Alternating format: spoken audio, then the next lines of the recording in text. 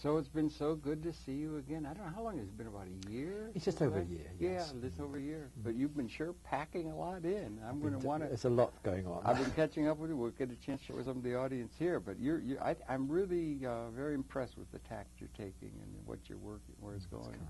It's so good to see you and Victoria again. And welcome very much to our Conversations, where it's a pleasure to welcome to the program a personal friend of the host of this program, that being myself, and of the world, if I may say so, and that's Rodney Shakespeare. And Rodney is visiting us here in New York from London, where he's based, and he's got an important story to tell. He's the co-author. Some of you who viewed the program for some consistency would be aware, the co-author of the book Binary Economics, The New Paradigm. And he's also writing written other matters on questions of economic and social world justice. And he's a scholar of the high order. And Rodney, welcome very, very much to Conversations. Well, thank you, Howard. It's nice to be back. It's so good to see you. I wonder, now, it may be a while since we've done a program, and maybe you could take just a few minutes to tick off your own background, where you're born, raised, a little of your academics, and then we can get into some of the things you've been up to, as we say, in this intervening year, advancing some of the ideas of binary economics and maybe reaching out to some of the other communities that we haven't been well enough in touch with. But could you share a little of your own background? Well, I was born just before the Second World War in London. My earliest memories are of the Blitz and the fighting, the searchlights and the bombing. And quite early on, I became highly appreciative of the Red Cross parcels which came across. Really? Yeah. Oh, yes. Yeah. Bundles to Britain? Bundles to Britain, yeah. And you had a little orange juice and black currant puree and maybe a jersey. And very important memory, that. When I went to university, I qualified, first of all, as in history, as a Cambridge MA. That's Cambridge, UK. You were at Cambridge? UK. And then I've also qualified as a barrister of the Middle Temple. Now, could you spell that out, maybe, because yes. A barrister and solicitor, what that is it a law? It's a law thing. Well, it's a barrister is somebody who does trial or what is a barrister? Yes. What used to be the position, it's changed a little now, but used to be the position is that the solicitor is the sort of upfront GP in medical terms, to whom you go first of all. Do a will or a wedding or a contract or something? For any sort of problem any sort of problem in law. And then the court cases are then fought usually by the barristers. But the situation is changing now in the UK, and the solicitors do have rights of audience in the higher levels, in the higher courts of the judicial system. That's interesting. And you said you were in the royal court or something? Or well, something? I don't mean to... It's weird sort of medieval stuff. Yeah, weird medieval. Back to the assizes, huh? Well, well, yes. Some people say... if you read something like Dan Brown, the Da Vinci Code, you'll find reference in that to the Knights Templar. And I'm a barrister of the Middle Temple. Just across the road is the Inner Temple, and in the Inner Temple is one of your Knights Templar churches. All the mysteries of that. Is that part of the legal system of Britain, or yes? It's part of the court system. We have a Supreme Court, district courts, and that sort of thing. Is it similar there? Well, the Inns of Court really are 4 colleges, and they're really more partly residential, partly dining, and where students essentially have to dine and meet. And they do their studies either organised by the Inns of Court or organised by a college or a university. But they're small, London-based institutions. It's all London-based, yeah. What's a Queen's Counsel? Queen's Counsel... CQ, well, a barrister, I don't actually practice. I've never practiced the law. I see. You're qualified, yeah. I'm qualified but not practiced. The Queen's Counsel, when a barrister gets to a certain level, he then has to decide whether he wishes to become Queen's Counsel. And the effect of that is that he becomes a high level, the highest level of advisor. But because in practice the fees go up, his work can drop substantially. So it's quite a decision. They need a Laffer curve or something, or like on the tax base. There is also the question as to how QCs actually get selected. And there are little hanky-panky, or well, a little, maybe there's little influence peddling, perhaps? I suppose that depends upon whether you get selected or not. I see, right. But there is one category of people who automatically become QCs, and those are British members of Parliament, who, if they hold the degree of barrister, they automatically become QCs, even though they're not. I see, and you don't have the JD and the LLD. You don't have the same degrees as far as out of the law. I don't mean to berate. It's just interesting, you know. It is. Yeah, it is interesting. No. And my father was a lawyer, and he used to talk the law all the time. Yeah, around the table. But yeah. No, in this field, I don't think we have the JD. We just basically have solicitors and barristers. All right. And then there are the higher level of barristers, like QC. Yeah. And then you did work at Cambridge undergraduate. Would that be comparable undergraduate? And I was just there as the normal graduate, undergraduate, yes. And you took your degree in history, huh? In history, originally. That was my first. And then now you've become very interested in economics and the more modern. When did you pick up your interest in economics and that sort of thing? I know it encompasses a lot, but... Well, it does, but when I had qualified in history, I loved history because I did it because I wanted to read and study as widely as possible. And I'm very grateful to my tutors at that time, who encouraged me to go around anything from ancient Greece to constitutional history to medieval economic history. There's a lot of it. To the Oxford movement in the Anglican Church. Yes, right. You name it. Not to mention Asia, and Asiatic law, and other kinds of, and not to mention Cro-Magnon caves. And it was a great experience. Yeah, right. But then having qualified, I wanted to find out more of what makes the world work. Well, the law is a large part of understanding Well, I didn't start on the law. I started on economics. And I was studying in my own time. I was working, of course, and studying in my own time. And I started reading, and I thought, well, what I do is I'll study a lot by myself and then do a part-time qualification at London University or something. Yeah. And after about a year, I found the experience very difficult, and I began to get a terrible headache. You're studying economics, right? I concluded that it was beyond me. And in order to alleviate the headaches, it was very, very stressful. Seriously, you had headaches? It was an extremely... I can't describe how stressful it was, Harold.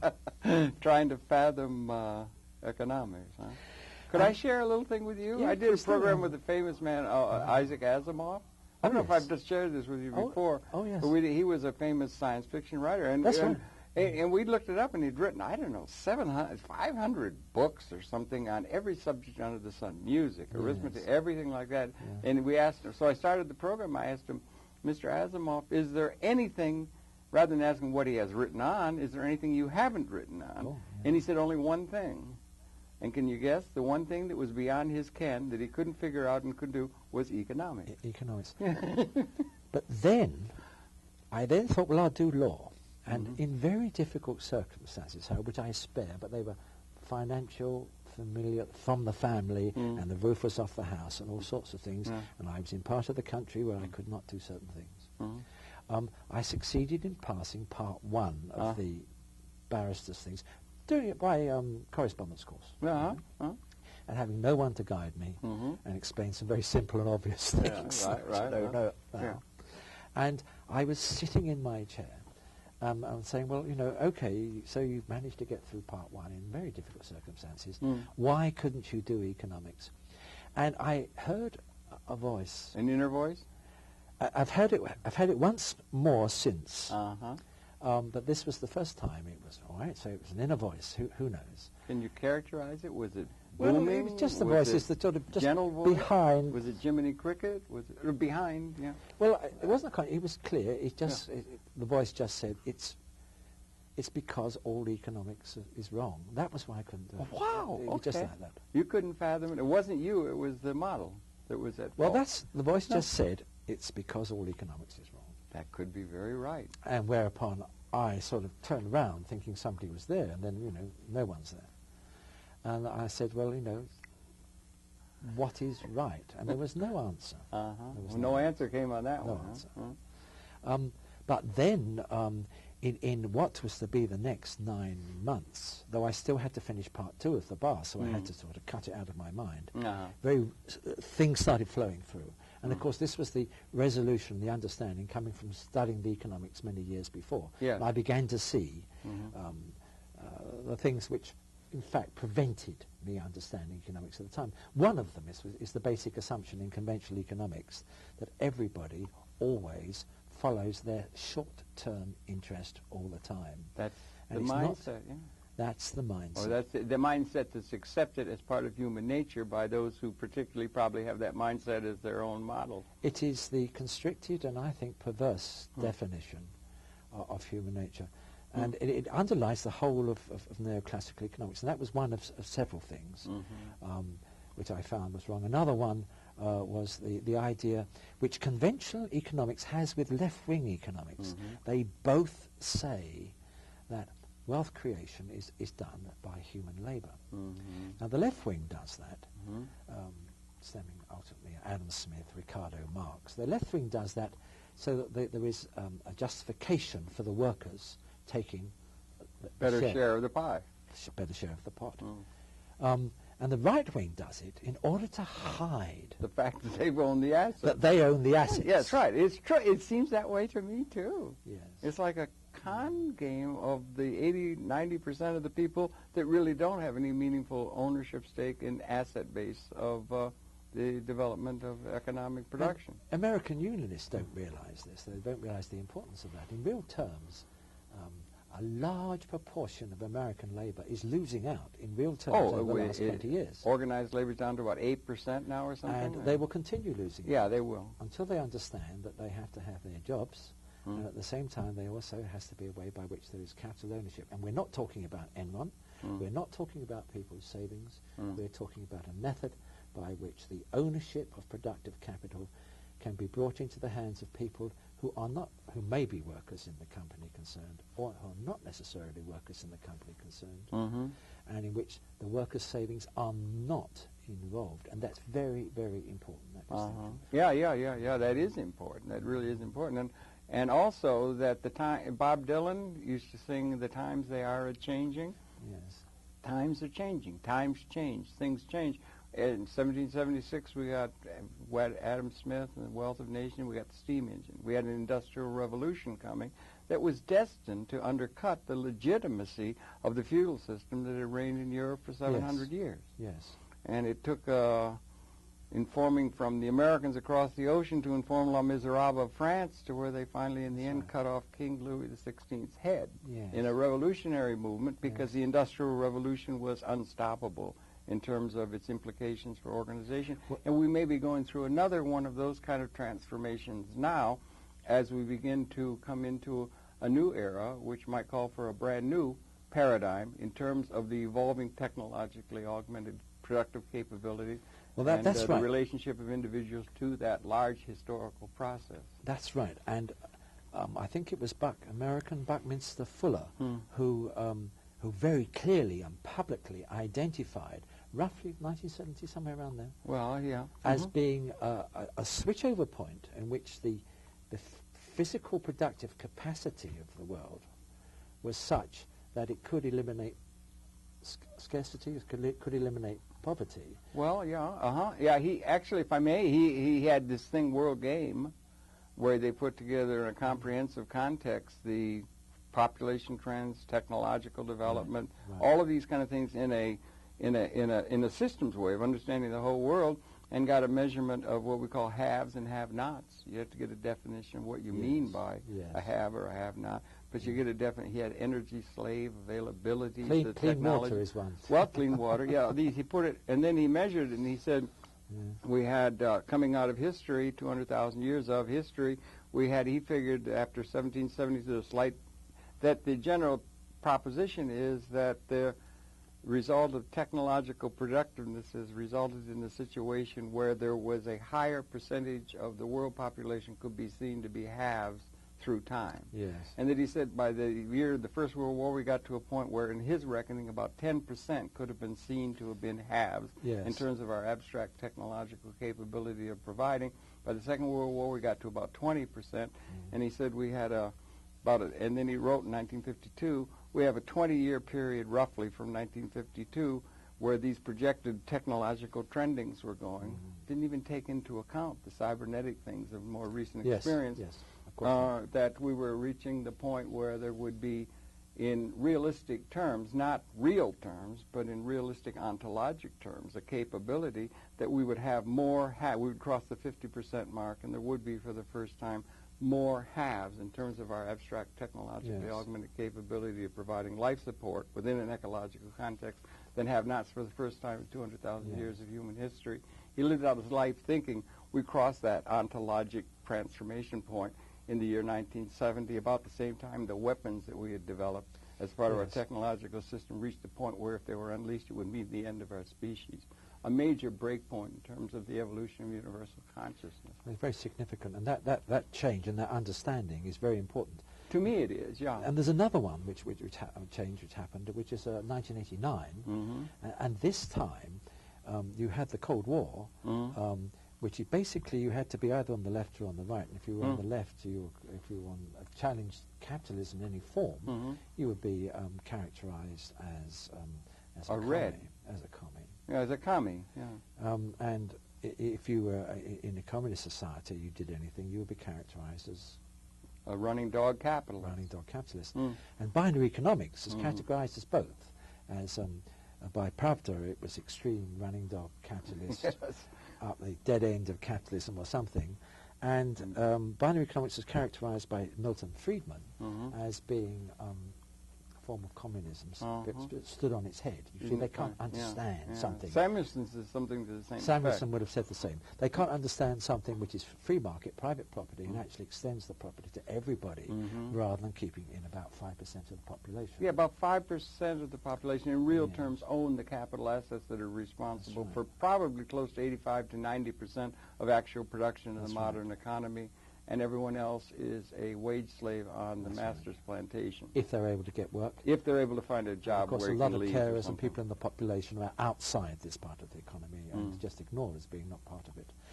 Then in 1989, you get the fall of communism, and you get then an extraordinary spouting of arrogance, not best, but most clearly expressed by Francis Fukuyama in his books, The End of History. Yeah, great. It's all over, folks.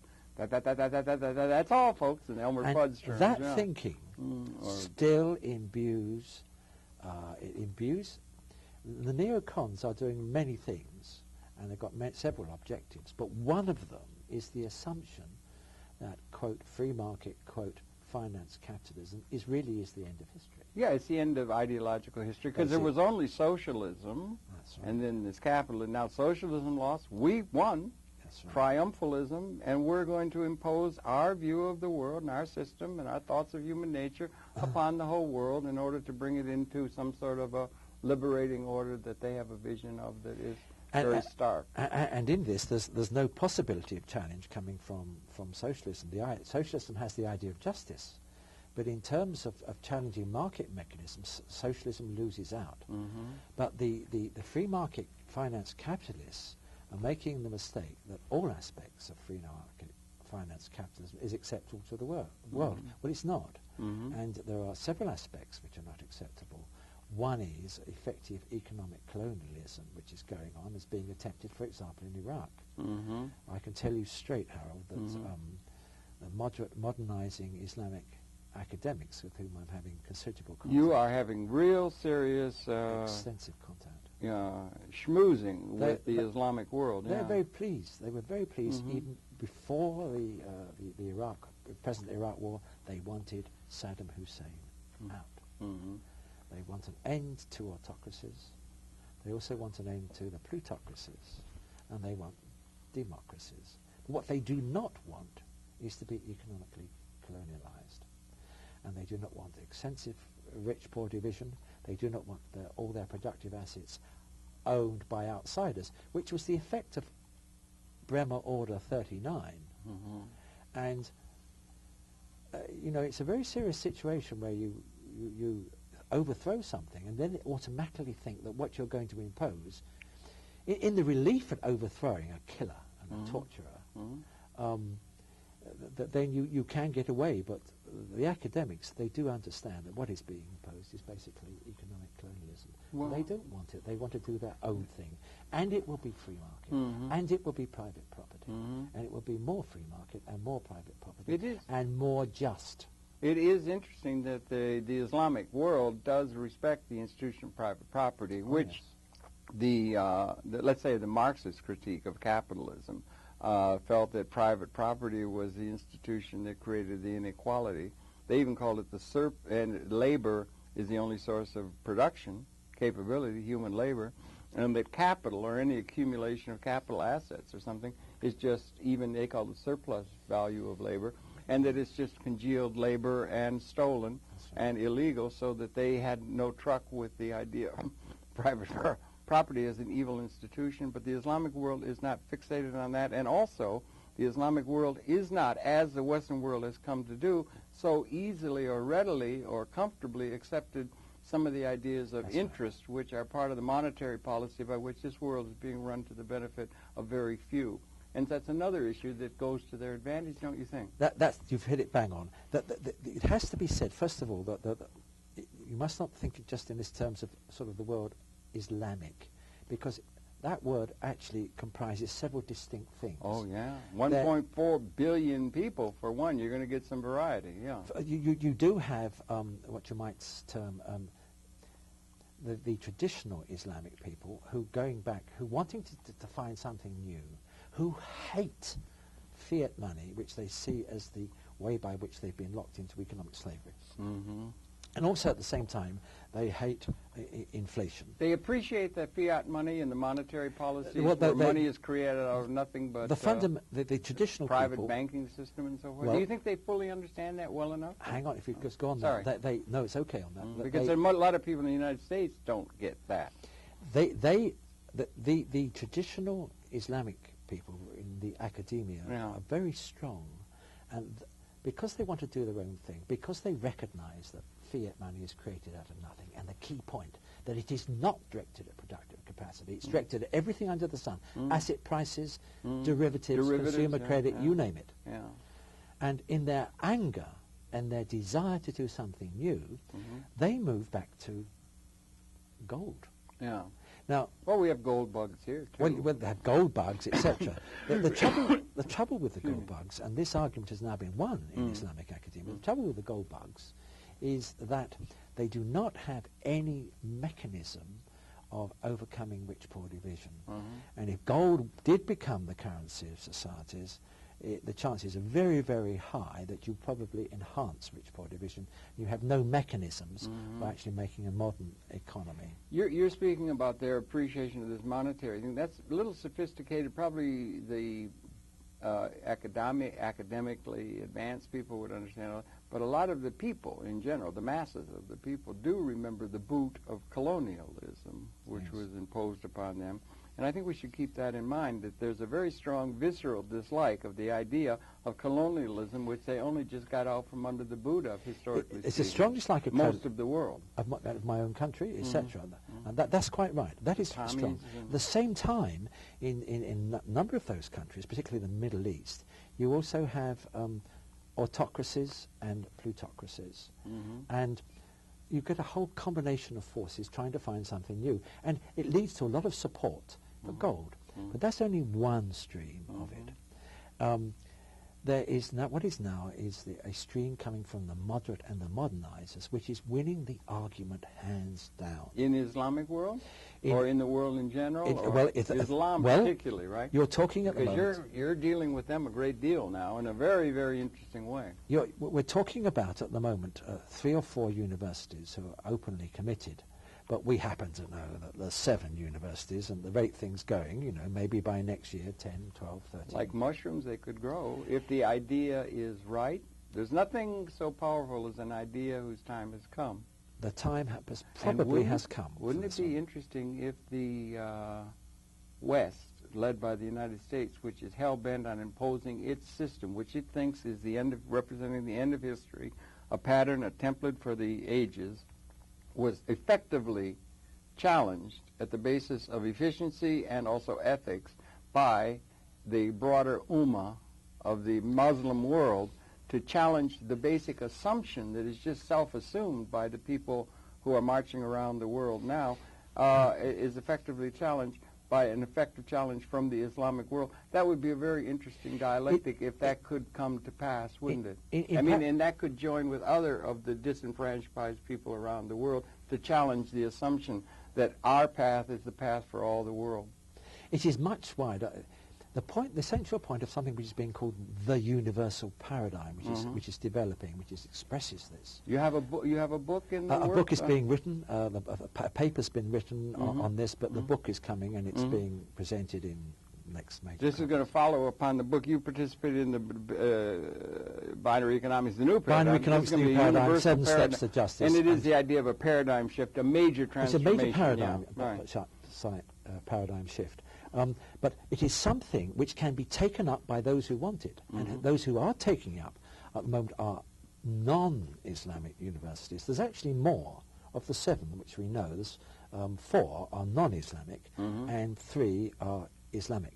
You want to take any of those off, or do you want to... Well, I'll tell you what the main ones who are openly and publicly committed. One is Trisakti University, Jakarta, India. Now, Trisakti University is very high prestige.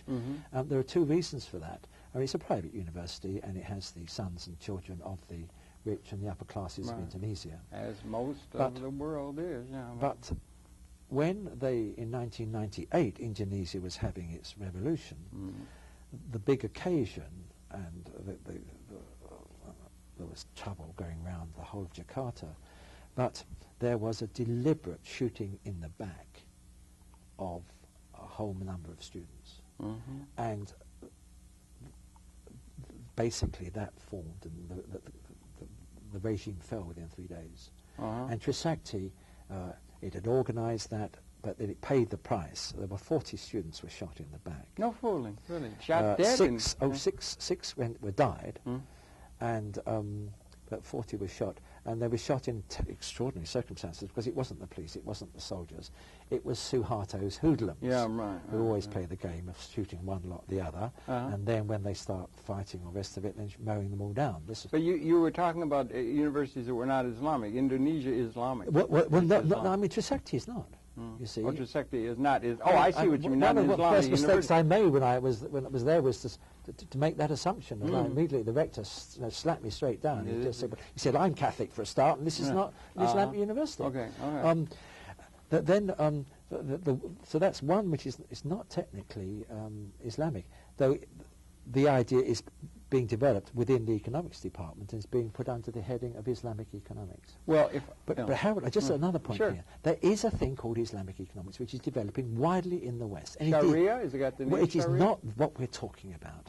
That Islamic economics, which is now, and there are sections of all the big banks, and the American banks, if they haven't done it, will soon be developing this, are basically the selling of financial services in which the appearance of interest is avoided. To take a simple example, if you want to buy a house, you want a mortgage which normally has interest. You mean you and I here in the West? Well, if you're somebody most of it goes into interest payments. It would go in interest payments. And all that happens in this Islamic banking is basically that I am the banker, I buy the house, and then I agree to sell it to you for twice the present purchase price over a period of time, and by deferred sale payments.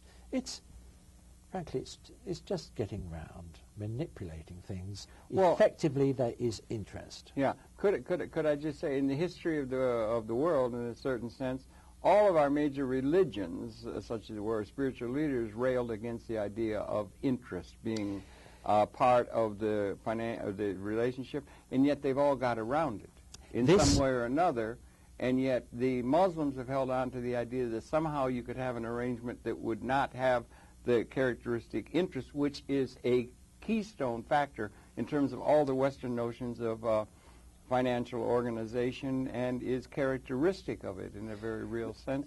And you're suggesting that it might be possible to have a financial arrangement that does avoid, what is it, riba, or what do you call it? Riba in Islam. Riba's a bit wider than interest, but it's the Arabic word. The existing Islamic banking appears not to have interest. It has interest right the way through. And also at the core of it, so they're getting around it? Oh, getting around it. And they have to get around it in order to deal with the Western banking, the neoliberal model and everything? In order to survive within the existing model. Within a world plutocratic organizational assumption. So is there some dialectic challenge to that basis of Islamic participation in that model? Without realizing it, they are effectively creating money out of nothing. And in all this, there are no concepts of using the money supply for a wider efficiency as in binary economics. So what is called existing Islamic banking is really just another sales pitch for conventional banking. So it's just run-of-the-mill kind of stuff we're doing? It is run-of-the-mill, well, I don't have to be cynical about this, but I was at one conference where there was an expert on Islamic insurance, and he just said, well, at the end of the day, it's a form of conventional banking, and he said, and you can always get it Sharia approval. And he then implied that, well, it was quite easy to get Sharia approval as long as no appearance of interest. The reality is totally different. But what does mankind, so what is the status of the ability of mankind or some of mankind to challenge in a fundamental way the appearance or the system that's in place? And is there a possibility that a unique challenge could come out of certain Islamic quarters in terms of effectively challenging the model that the United States is walking big league boots all over this planet with, and proclaiming part of human nature? Yes. When you start then to look at things rather more deeply, you can in fact find the well springs which actually lead to a whole new stream of thinking going right across the board. There are a number of aspects to it, but number one is the nature of interest.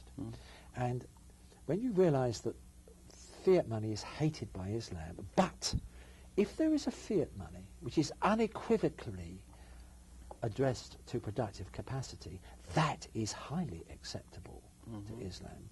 And that is modern. The trouble about gold, it's putting the clock back, and it's implicitly putting back questions of social justice out of the window. Yeah, well, that gold, Brian argued that, and we've had all these kind of argumentations in traditional economic theory. We have Marxist, capitalist, this sort of thing. What I'm saying is there's something outside, blowing in the wind outside, some new condition that is going to be able to effectively challenge the system, the legitimacy of the system in place on the basis of good theory, good economic theory, and good understanding of altered ontology or epistemology, the human condition, and effectively challenge this which is assumed to be legitimate by all the people in this country and most of the world, and that the United States represents the forces of historical legitimacy. Can that be challenged from any quarter? Yes, the challenge starts with what is a shock for Islam, when you tell them straight that from their perception is interest may be wrong, but the real question is whether it's necessary. And you say, well, all right, administration costs are necessary. And in certain circumstances, provision for collateral or security against loss is necessary. None of this is denied. But the point is that interest is something which locks on and leads to someone repaying the principal once, twice, over and over, or never. And also nations getting caught up in a thing of debt where they're totally dependent upon the people that have the purse string control. I mean, Indonesia... And we have that as a big problem in the world now. 40 to 45% of the Indonesian government's income is going out in debt repayment. In debt repayment to the American banks. Well, and the Western banks, my country, and the rest of it. So, but once you understand that the money supply can be directed on market principles, productive capacity, but you then make it a condition that, in fact, the productive capacity becomes more widely owned, then you have an extraordinary situation.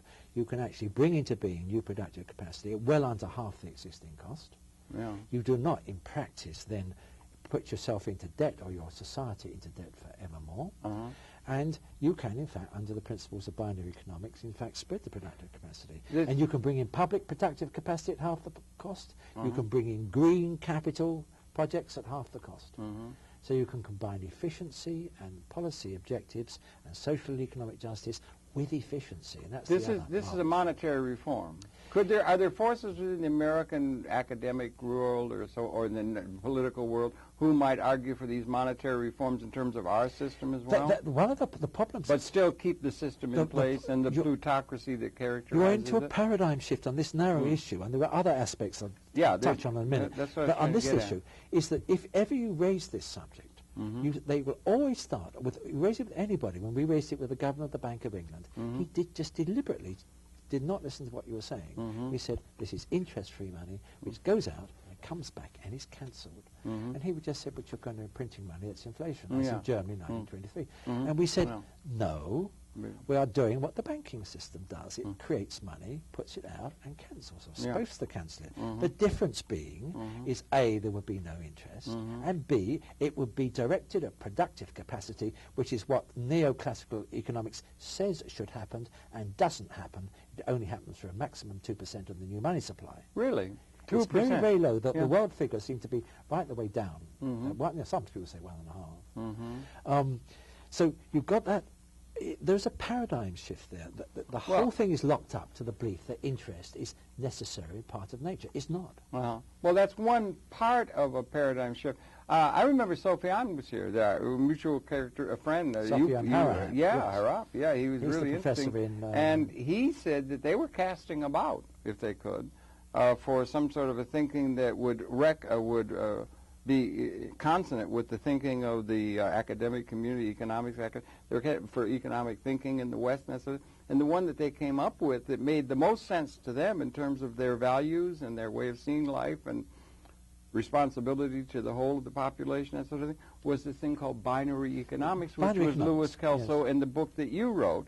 And that, I'm here to say that course, I think that course in binary economics, a specific course in binary economics, is not taught in any university anywhere in all of North America, and yet they said this is the idea that resonates with them, and they think that their thinking of economics could come to inform 1.4 billion Muslims on along the lines of this idea that seems to have become a bête noire or the modern day example of subversive in terms of the Western mind, and I'm finding you're running into even some indication that you, as a scholar, is being regarded as a subversive way the commies used to be regarded subversive before 1989. That subversive idea, which could inform 1.4 billion people in a way that resonates with them, would be a mass equal to be able to challenge the basic assumption of legitimacy, historical legitimacy of the system in place emanating out of Washington now. There are a number of points there. First of all, anything to that? That's a paradigm shift. Well, first of all, my co-author, Professor Robert Asher, did try and do binary economics, but the whole atmosphere is that, and the reception of binary economics, that it was subversive. But it's easy to teach Marx or communism. You go teach communism, all kinds of courses. Binary economics is the one which something really subversive. It goes right in on A, the money supply, and B, on who owns the productive capital, and why, and whether on market principles you can redistribute it. And challenges the labor theory of value. It challenges the labor, it challenges left, it challenges right. Yeah, but appropriately so, because the times are changing, and it's all predicated upon a labor theory of value. The Employment Act of 1946 is our grounding policy statement, and to the masses of the people we distribute income by their having a job on masters of state.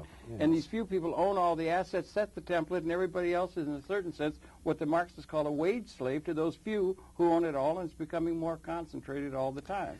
And that's something to be protected by them, and this thing of Sophiane's could be a challenge to them that might be effective in the sense for those who are looking for something different than what Mr. Bush and company and even the Democratic parties who run with them would present as the only alternative to humanity.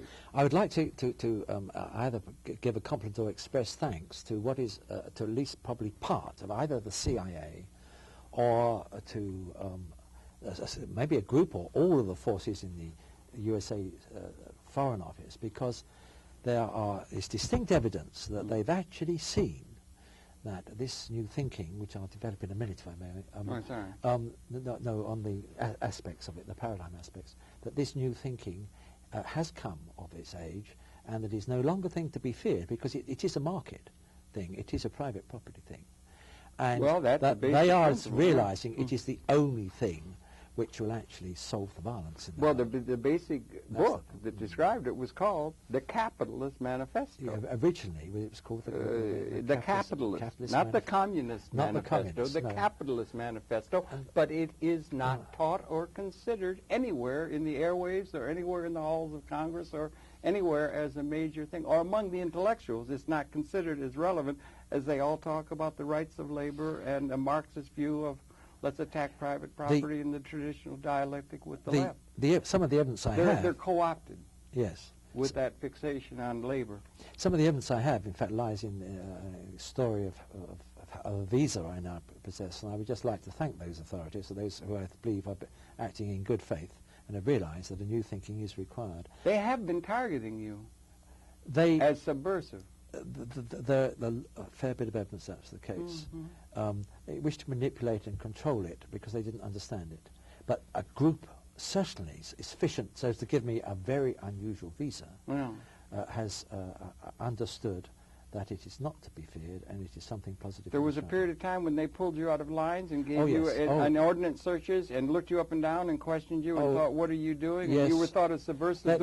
That's what they used to questioned do me about with you as well, Harold. And me, yeah. And they used to question the commies at the airport and that sort of thing. And now they were doing that with you, and you think that they're maybe relenting. Well, they won't do it now because I got a very unusual visa. You got an unusual visa from? From the Queen herself. No, from your country. Oh, from our country, of course. It is. Oh, yes, it's very unusual. Well, maybe they've come to understand that it isn't something in the end that is a threat. At least part of your. But it might be an answer. Governmental structure is understanding. At least it's not going to oppose. It's not going to oppose, and is wishing it well in respect of moderate Islam, and saying carry on. And Howard, on the paradigm aspects. The thing is developing much more widely. There are paradigmatic changes taking place in various areas. In religion, the most moderate theocratic, most moderate developments are reanalyzing the question of salvation. And whereas in the past, and in a lot of Islam, a lot of Christianity, salvation is a personal thing, something which you do for yourself, basically in a very selfish way. A new concept is coming forward that in fact that the only true way to have a proper relationship with God is in fact to go for something which serves your fellow men, not just in charity but for structural justice. Yeah, structural justice and efficiency. Gaia is coming in. You get 400 Gaia is another aspect of it, because there's been a paradigm shift with congratulations to all the environmentalists. They've succeeded. And they're absolutely correct that it is a seamless web. We're all connected and everybody matters, but they don't seem to be operating that way in the political realm. The Gaia and the environmentalists have succeeded in effectively making a change in what's called epistemology, which is how knowledge is constructed. What they're basically saying, what you have to understand Gaia and understand environmental, is that though you can do narrow studies, as in geography, as you're a geography professor, you can go in cataloguing, dissecting, analysing, and prophesying from your information, and go very narrowly. But at the same time, if you do this and don't go broadly and take account of other things, you do end up losing something. And the environmental movement was a modern thing. It started to show the connections. Comprehensiveness. And just as someone like Alfred Wegener, who did tectonic theory in geography. Plate tectonics. Now, you would know much more than I. He was a man who went right across the sciences and could not solve the problem. Buckminster Fuller, my hero. Buckminster Fuller was another. And Marshall McLuhan was another. And he said in the book, Dare to be a Comprehensive. All of academia is so reductionist, where you become specialized. And he used to say that the PhD was granted to people because they took saw the best minds coming up, and then made sure they got so specialized out on the full implications of the use of the pluperfect tense in 13th century France in the South, that they would not be able to think about the whole and become a threat to the pirates what run it. Yes. And that he said, dare to be a comprehensivist, and more people are thinking comprehensively about things and beginning to get a picture of the whole picture, and perhaps in that way being able to be perhaps harbingers of a qualitative change in the sense of a punctuated equilibrium, something new emerging? Well, the epistemology, that you must look at the other spheres. You can't just go narrow. Well, they do in academia. Well, they do. And that's the course toward academic They're getting success. narrower and narrower. Yeah, and that's how you get your PhD. In economics. Or in economics and everything in particular. else. Yeah. So that's number one. The change in religion is number two. The third change is in the understanding of technology, which it welcomes and says how splendid technology is. And at the same time does that recognition which you were referring to earlier on, the Buckminster Fuller recognition, which is in fact there's enough productive capacity. Yeah, but that is never voiced. It is never voiced, but it's part of the universal. Have you ever heard a politician even hint at the idea? No, I don't think that there's anything other than human nature which is irreparably greedy and insatiable in its desires and selfish and so forth, and that the idea that there can be some sort of a transcendence of scarcity is ipso facto absurd. Well, that's the assumption that's behind all politics. They don't make most it, but all that thinking. is now part of the universal paradigm which is evolving, which can be taken up by all groups around the world. The fourth one is basically an understanding that neoclassic economics has had its time. Well, I would submit the whole system by which we. Oh, go ahead. I'm sorry. No. No, I was just going to say. I mean, we had for 700 years with a feudal system that was overcome by the Industrial Revolution. We've had an increased capability of technologically augmented productive capability, and what is running this world now is like a modern-day Ancien regime. They're caught up with institutions and thoughts and predictions which are out of date by what the future requires, and we need something new just as much as we needed something new when the Industrial Revolution came along, and the pattern that's in place is not adequate to what the future either requires or even allows. So there's a falling down on the part of the world intellectual community to call the political leaders to that new reality, and we're falling down, it would seem to me. There's not only an analysis and a critique of neoclassical economics. The point is there's a new economics which is developed. And, a new reality. A new reality. And then there's the fifth or sixth aspect of this, which is the understanding of the money supply, which is usually taken as a given, which you cannot challenge. And we've separated it out from the economics because it's so fundamental to what is a new thinking.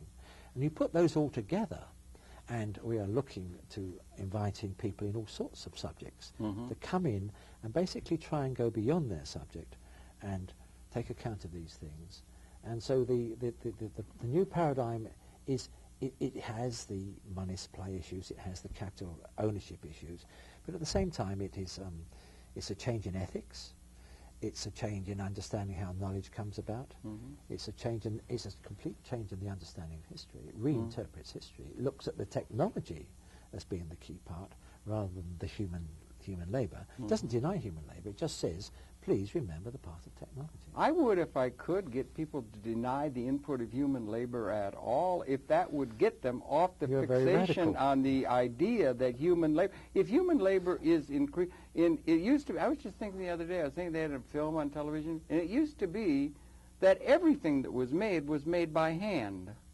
Yes. There was no there was no mass production, there was nothing of that sort at all. Now it's probably 90% of the things we buy. I mean, the things that are done by mass production techniques and automated techniques and technological things.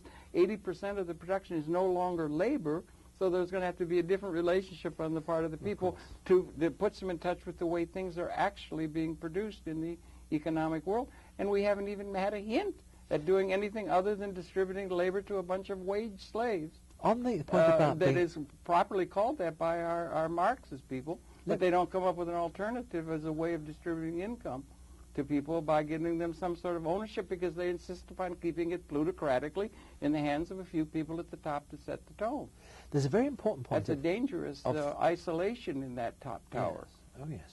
There's a very important point of this things being made by hand, because you see, neoclassical economics always goes on and on about the glories of Adam Smith. Now, Adam Smith was doing his thinking in the 1760s, and when he talked about his pin factory, people think they mean a factory that you understand and I understand it. But in fact, his pin factory was not a factory as we know it. It was a manufactory and a hand. And the wire was shaped by hand, it was cut by hand, and then it was hit by hand. They were only using hammers and forms of pliers. There was no machinery in Adam Smith's. Yeah, and there were no open source codes to get automated systems that can turn stuff out, no Walmarts, no and distribution. yet the whole of neoclassical economics is based upon this idea that it was all done by human labour. Well, we distribute all income to the masses through their income to the job masses via their jobs if they're able to have a job. Which represents maybe in total 10% of the actual production. 90% is represented by capital assets owned by 5% of the population, and it's absurd to continue to accept it. And unless, say, women, for example, throughout the world play a part of that economy, they may work 20 hours a day and have no sleep. Yeah, they don't play part of that economy and get jobs in the conventional way. The servers or carers, they're out of that economy. Yeah. But in all the really important things like motherhood and everything is valued not at all. It always not valued at all. But in bioeconomics, by capital ownership, paying out its full true earnings, people can have their own independent income. Yeah. Anyway, Adam Smith is therefore, in fact, he could see what was coming, but he was doing his thinking before the Industrial Revolution. And much less the post-industrial revolution to which we're going now. And the other aspect of this is that 25 years later, Smith was 1776, the date of your independence revolution. Yeah, and the steam engine. And 28 years later, 27 years later, I think, it's 1803, Jean-Baptiste Say, he saw that Smith was wrong. But you never get any neoclassical analysis of Adam Smith as being someone who was before the Industrial Revolution. You don't get it neoclassical, you don't get it Marxist, you don't get it Keynesian, you don't get it Schumpeter, you don't get it Van Hayek, you don't get it Friedman, you don't get what informs Mr. Bush or what informs Mr. Democratic Party. You don't get it anywhere in the normal dialogue because they're too isolated. That's right, just as Mr. Louis XVI was out of date in assuming that system in order, that he had courtiers and all kinds of people had an interest in that system, that had held political sway for 700 years. Everything's in order and everything, but there was something amiss at a larger level, and that's totally being missed by our political leadership. They are going to, political and business leadership, they will be a lagging indicator, but the intellectual community is allowing this kind of a situation to go on without questioning it fundamentally. Yes, well, the questioning fundamentally... You are questioning it fundamentally, I would suggest. Yes. It is being questioned fundamentally, and there are reasons why in my own country, the UK and the USA, it's unlikely that they can take up the first thinking at first, because the whole thing is locked into the institutions, and the key thing which you see is in fact the money supply. But the reason why moderate Islam is taking it up is that they start from two propositions. Number one is, three propositions. Number one, they want to do things their own way, and you have to understand that. I can understand that. For almost everybody in the world should be able to do things their own way, I think. Good proposition. Number two is, because of the religious element, and if it's only at that level, I'm slightly patronizing, but that they start from the position that interest is wrong, and I point out that go for interest is necessary is the next thing. And then the third issue. That's a big issue. It is the big. It is the big issue. They want to informs the whole financial system. They want to, in some way, to quietly express their religious identity, and it takes this key economic matter. And whereas the West just thinks that they can ignore it or twist it in a deceitful way. As they've done historically, they've gotten around it. There were argumentations against that, and they got around it because it was so damned efficient in financial terms to build what they built. The third thing is something and it's so favorable to them. It is actually sort of beating the neoclassic economists at their own game, is that you look at the moderate, modernizing Islamic academics, and basically they are returning the money supply to what it is supposed to be in neoclassical theory, which is to say, directed at the productive capacity more than anything else. And they, at the same time, they are wish to have something which is not inflationary. They want a stable level of prices. Now, if this new thinking can do that and not diminish efficiency, and if at the same time it can combine efficiency with justice, and that is its claim. Big claim, important. Well, neoclassical economics... Also, if I may, not only justice, because we've been talking about justice since Cro-Magnon cave days, but do you realize how inefficient it is to have so much of humanity 50% living on less than $1 a day or something, living in utter squalor, when they've got contributions that are important, everybody's important, and to allow that to happen so that it can be held in the hands of a couple of people up here who have a control and a paranoid sense that they don't have an ability to change the system in a way that brings everybody in, that's very inefficient. Yes. I've been recently in two countries, Bangladesh and Indonesia, and in both countries it is $1 a day stuff. Yeah. And quite how people survive is just and the trends even in the industrialized world are going wrong. Oh, yes. They don't have a system that works. No. And they need something new, so they should have their antenna out for something new. Yes, and what you're doing in the college UK, you're linking up with might help to bring a political context where something new could actually be addressed in terms of getting us in touch with the way things are actually transcending on the planet. It will beat neoclassical economics at its own game, which is to say it will have efficiency, which is a higher efficiency. It will have private property for everybody, and it will have markets which actually operate efficiently. At the moment, markets tend to operate for small businesses. They don't operate for big businesses. And certainly the capital markets only operate for a tiny percentage of the population. Yeah. Whereas in what is going to come into being, because, Howard, if I may say so, it's very important in terms of one's own personal security to get the ideas away from oneself. And they are now locked in certain universities. And they will be appearing, and you'll be hearing about this more. But at the moment, a lot of it is just in the documents and people have agreed. Etc. Because it's important to get the ideas away from oneself, because there is a physical threat. In Chittagong, there were armed guards on the conference. There was against the car bombers. Because Al-Qaeda would be, if they wanted to, they would blow up these conferences. We just don't know about We better start doing some heavy-duty thinking and putting things together, because it's really the times call for that. And anybody who's doing that in an academically significant way, and also in a long-term politically relevant way of getting in touch with some of these Islamic voices, it's yourself, if I may say so.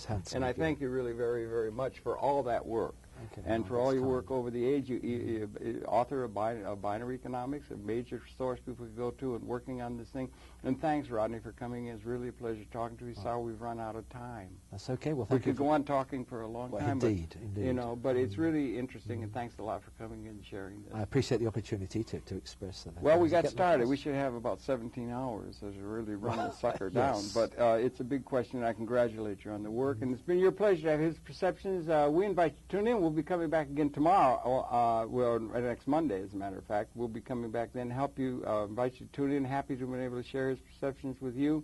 And thank you very much for viewing. And Rodney, once again, thanks very much for coming. That's very kind. It's been a great pleasure. Well, there's so much of it.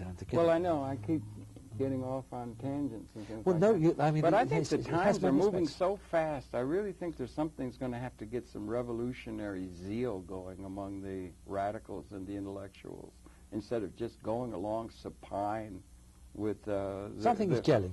Something's gelling real serious. It's getting time for the water to break and for some real serious thinking to go on, rather than just accept the status quo the way it's been.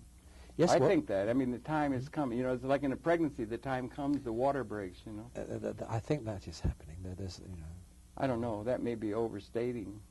Well, it's coming together. I mean, we're probably on 7 universities at the moment, and that's in the last few months. And we're going to do our part in public access as we can try to play. It's a place where people can bring up ideas and let people come from the other quarters where they have responsibilities. That's recognized. Could you have this discussion on any other form of? I don't think so. It would only be in public access. I think nobody would stand still.